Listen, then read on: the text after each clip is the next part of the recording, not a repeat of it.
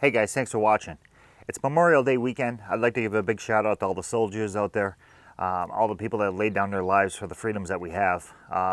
Freedom's just something as simple as walking store to store and not have to worry about crazy people running around with explosives. So a lot of soldiers over the years have lost their lives, and me and my family are thinking about you guys on this weekend. So thanks for all that you do.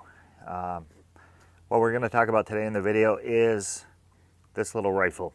Over the last few months, I've been searching for something small, something that I can train with. The two most popular guns for trainer type firearms are the CZ455 and the Savages. I'm sure there's some other models out there, but those are the two most popular that I hear about.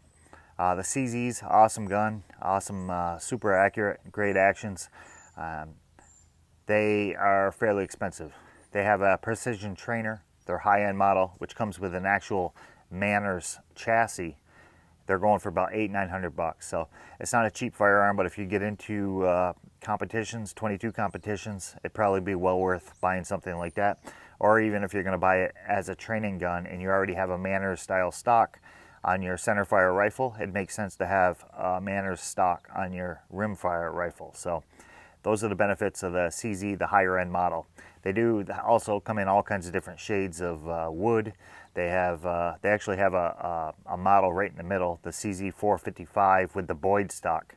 The Boyd is an affordable stock. It's got all the dimensions and size as to the Manners, but not quite the quality.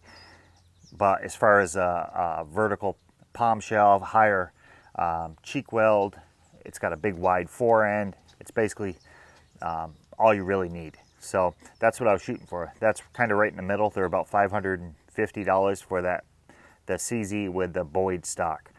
The problem I've had is I can't find them anywhere. So I've searched different stores. I've even checked stores around my state and other states, and I still haven't been able to track one down.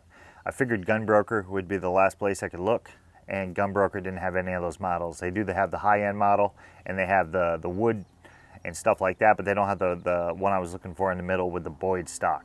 So the next choice I was looking for was Savage.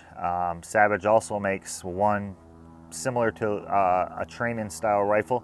It comes with the Boyd stock that I'm talking about, and those are around $550, and that's what I was looking to pay. But once again, I wasn't able to track one down, so I didn't really have much of a choice. So what I did was I looked at all the fundamentals of the Savage rifle that I was looking for, all the parts on it that were appealing to me, and I found the next best thing, which was this model. The one with the Boyd stock comes with the same barrel, action, bolt, pick rail, same trigger, same magazine. So basically everything's similar except for the stock itself. This model here, actually the Savage model, is the FV-TRR is the model with the Boyd stock that I was looking for. I had no luck, so I ended up going with this model here. Like I said, basically the chassis and the barrel and everything's the same as their other models, but it come with this kind of awkward, kind of niche stock. This stock was made by, I'm not sure if he made it, designed it, or what, but Troy Landry. You can see his autograph here on the side. It's the Troy Landry model. I'm not sure, no disrespect to Troy, but I don't know who he is. He's probably some professional shooter or something and liked alligators, I guess. But not really my thing. So what I was going to do when I got it was either spray paint it, and the more I thought about it, maybe somebody would like that on the web. So what I think I'm going to do is just ditch it, put it on eBay or something. Maybe I can get somebody to buy it. Maybe they like this type of thing. I don't. I ordered the Boyd stock, the upgraded model of the Savage that I was looking for.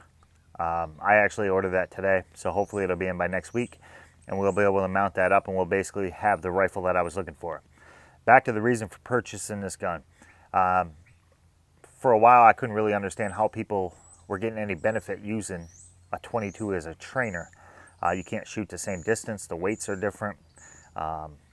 There's a lot of differences between the two. So what I started doing was I started traveling around shooting in different matches. The matches I shoot in, the problems I was having, it's not me. My fundamentals are good. It's not my gun. My gun's super accurate. It's me being able to get into position. Say you're running up to a barricade, You need to know what to bring, where you're going to put it, and how you're going to use it while you're on the clock to be able to form a solid foundation, get a good shot off with you having good fundamentals and your gun being able to hit where you're aiming. So the hardest part of the game is being able to get into those positions quickly and effectively and creating that solid platform to make an accurate hit. So what I was doing was I basically made my own barricades and made my own little rooftops, and I live in the woods here somewhat. I mean, it's not a city, it's kind of like a town. I got a few houses here and there, but it gives me the ability with a silencer, I could shoot right here in my own yard, so it's nice. A couple things I was looking for was definitely threads for the suppressor. I was looking for a heavy varmint barrel, which I got. The pick rail is a plus. I don't have to add one. This rifle does come with the Accu stock, or the Accu trigger, which is adjustable. It's not quite as low as I'd like it. I'm getting, on the lowest I got right now, I'm getting 2.5 pounds. My gun is about 1.2 pounds, so I got to do something with the trigger, but they do make trigger upgrade kits. So back to the purpose, being able to get into position and effectively and quickly.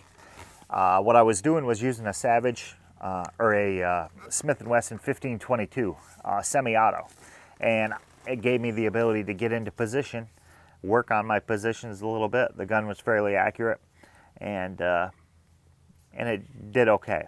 The more I got into it, the more I realized that semi-auto isn't going to help me, because the biggest issue with shooting bolt actions in positions is you got to break your position to run the bolt. So the bolt action is a huge plus. I really don't think you need all this other stuff unless you want it.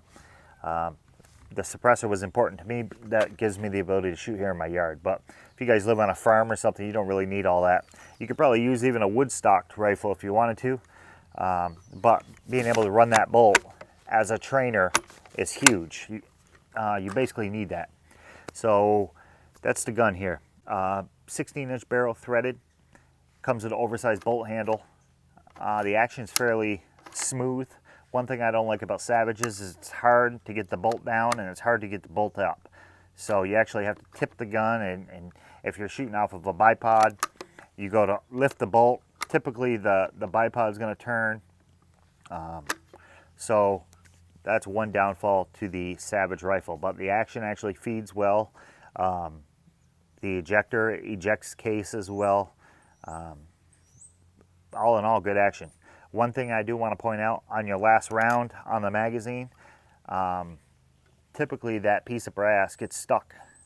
When you lift it up, if you come back slow, the piece of brass will fall off. So when you're running the bolt, actually run the bolt and it'll shoot the piece of brass out well. But if you just slowly slide it back, 9 out of 10 times the piece of brass is going to fall back into the chamber. You're going to have to tip the rifle over to get it out. So that's one thing to think about. Another one, like I said, last round, you fire your last shot, you slide the bolt back. Typically the piece of brass falls off. I don't know why. Maybe the ejector or the magazine spring is putting pressure on the rest of the rounds, and that kind of gives it the boost that it needs to eject well. And then on the last round, the spring's not compressed, so the piece of brass just falls back in. But that's one little negative. I didn't want to get into a super expensive gun. I was looking to spend maybe $500, and so that's where I'm standing. But accuracy is good. We're gonna do a little shooting here, and we're gonna do some work off the barricades and show you what I'm talking about as far as positional, and we'll talk a little bit more about it after. So let's get going. That's about 40 yards, I'd say.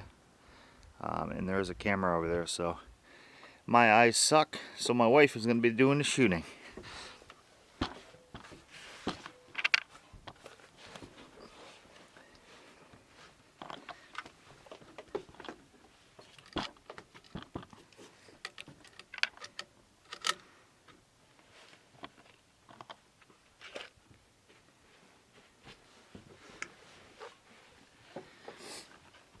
And we're just shooting basically Gila 22 subsonic ammo, so not the best stuff on the market, so your groups will probably be better with better ammo, but this stuff shoots pretty good and it's quiet, so that's what we're going to be using.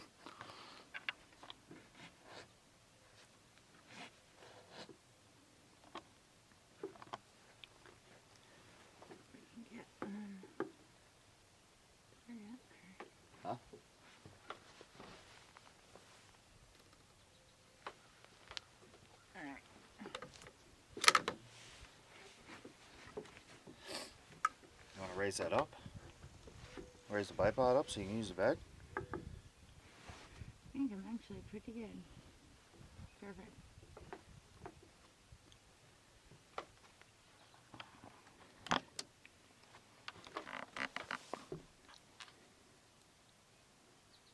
Top left and bottom left.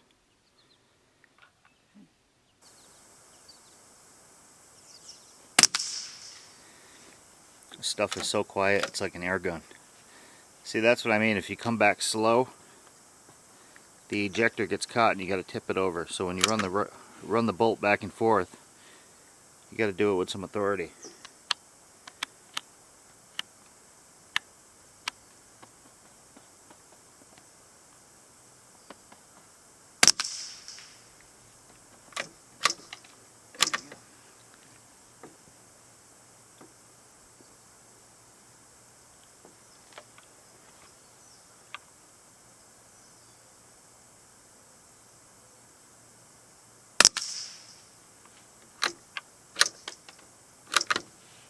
Ruben? Yeah, that one was a little happy, but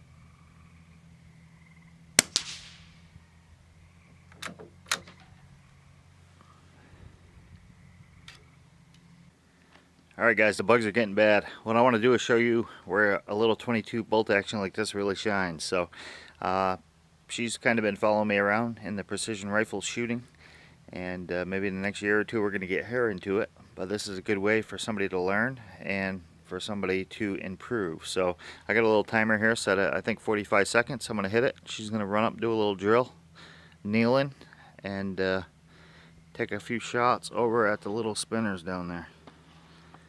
Ready? ready. Oh, let me turn the buzzer on there, that might help. Go.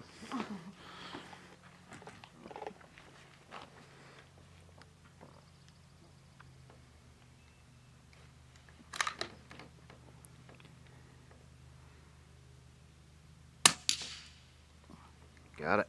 That's my only problem is that You got to break your position. That's why bolt action is a lot harder than semi-auto. But even at 50 yards, you get a lot of the same effect that you would get at maybe 500 or 600 yards. And you don't really need a whole lot of real estate, and it's quiet. oh, I can't get that last one. Go for the one out further. Oh, there's your 45-second timer. Go for the one out further, that little swinger. That's going to be a hard shot. Oh.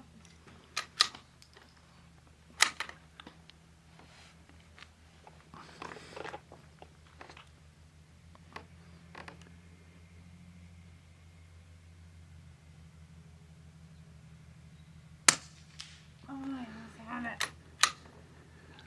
That it? Pretty fun.